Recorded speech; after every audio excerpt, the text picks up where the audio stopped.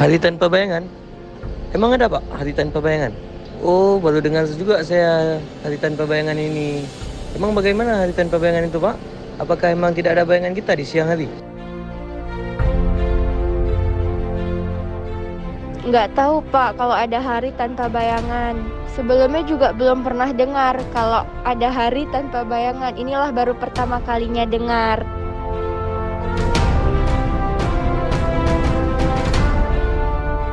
Alvin dan Rauzatul Alia mengaku sebelumnya tak pernah tahu dengan fenomena hari tanpa bayangan yang terjadi di wilayah Aceh pada 9 September lalu.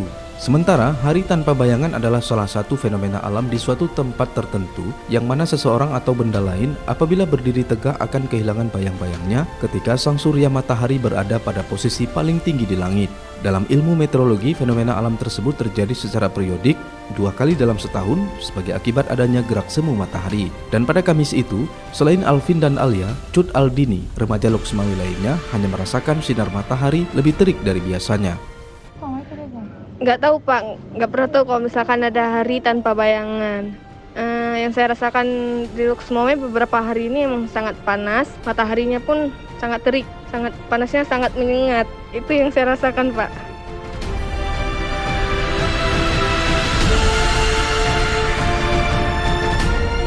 Penasaran dengan fenomena hari tanpa bayangan itu, tim liputan RRI Loksmawe pada Kamis 9 September juga datang ke kantor BMKG Malikus Saleh di Kecamatan Morabatu, Aceh Utara yang pada hari itu juga melakukan pengamatan fenomena alam periodik ini. Ya pendengar, saya reporter Denny Pribadi Yusman saat ini berada di kantor Badan Meteorologi, Klimatologi dan Geofisika atau BMKG Bandara Malikus Saleh, Kabupaten Aceh Utara. Nah, saya juga akan melihat langsung atau melihat lebih dekat bagaimana proses terjadinya fenomena hari tanpa bayangan. Saya akan langsung menemui Kepala BMKG Bandara Malikus Saleh, Pak Siswanto. Assalamualaikum Pak Sis. Aduh, sehat Pak Sis? Siap, alhamdulillah sehat. Alhamdulillah. Oke, Pak Sis, ini kabarnya informasinya hari ini akan terjadi fenomena hari tanpa bayangan untuk di wilayah Aceh ya. Nah, BMKG juga akan mengadakan pemantauan khusus ya. Betul ya. Melihat fenomena ini ya.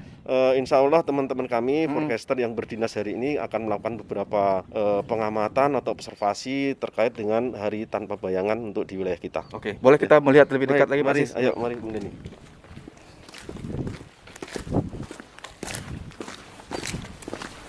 Ditemani Kepala BMKG Malikus Saleh Siswanto, saya berjalan menuju halaman belakang yakni Taman Alat Pemantau Cuaca Non-Satelit untuk melihat proses observasi hari tanpa bayangan oleh para forecaster menggunakan benda yang sederhana. Ini namanya Taman Alat, artinya luasan taman ini adalah 20 kali 20 yang di dalamnya ada diletakkan beberapa alat ukur yang digunakan untuk pengamatan cuaca. Oh, ini yang ya. Kemudian karena kita hari ini atau siang ini sedang melakukan pengamatan hari tanpa bayangan, insya Allah kita menggunakan perangkat yang cukup sederhana.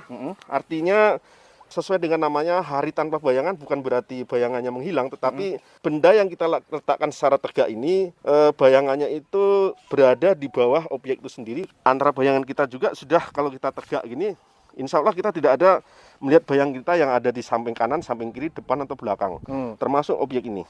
Apalagi nanti tepat pada jam 12:28. Bayangannya di bawah kita. Coba karena objek karena kita kan nggak lurus nih.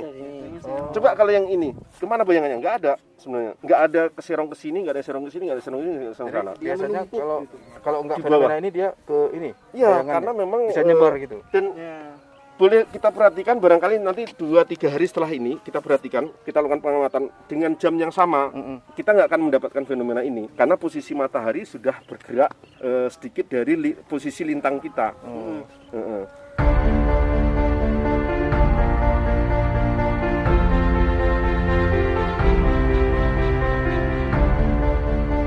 Lalu, adakah dampak terhadap alam atau bumi dari peristiwa gerak semu matahari yang menghasilkan fenomena tanpa bayangan ini?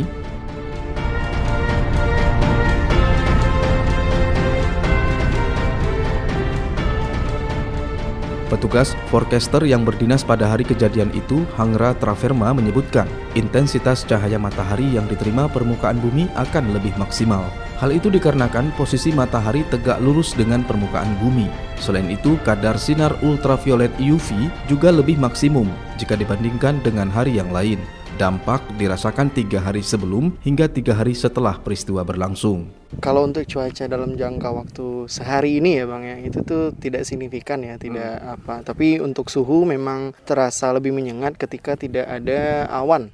Ketika cerah itu tuh akan biasanya itu sekitar 5-20% itu intensitasnya lebih kuat. Sinar UV-nya pun semakin kuat sehingga masyarakat kalau memang tidak ada awan itu tuh diharapkan memakai pelindung di sekujur tubuhnya.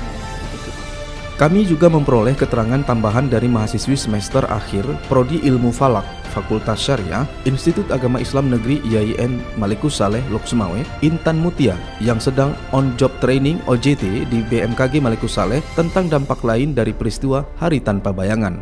Intan mengatakan perubahan pergerakan semu matahari yang terjadi 2 kali dalam setahun bisa juga dimanfaatkan oleh penduduk muslim di bumi untuk mengukur ulang jadwal waktu ibadah sholat duhur dan asar.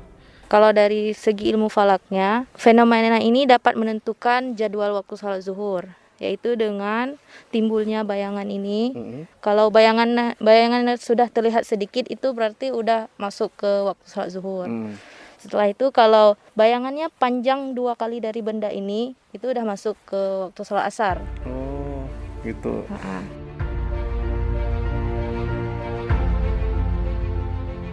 Di akhir sesi kegiatan observasi atau pengamatan peristiwa Hari Tanpa Bayangan, Kepala BMKG Malikus Saleh Siswanto berpesan kepada masyarakat untuk tidak khawatir berlebihan terhadap fenomena alam pergerakan semu matahari. Dipastikan Siswanto tidak akan ada dampak berkepanjangan terhadap bumi dari peristiwa tersebut.